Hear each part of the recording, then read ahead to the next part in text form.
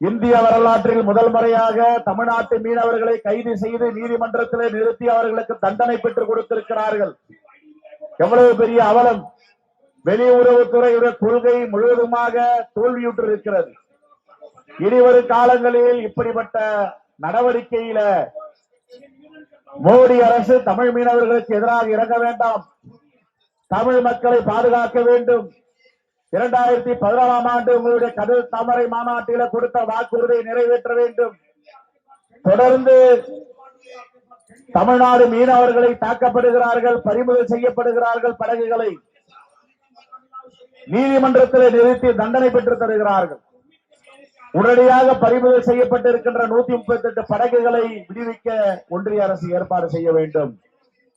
மீனவர்களை விடுதலை செய்ய வேண்டும். காங்கிரஸ் ஆட்சியில படகுகள் சேதாரம் அடைந்தால் அதற்கு உரிய நிவாரண தொகையை நாங்கள் அளித்து வந்தோம்.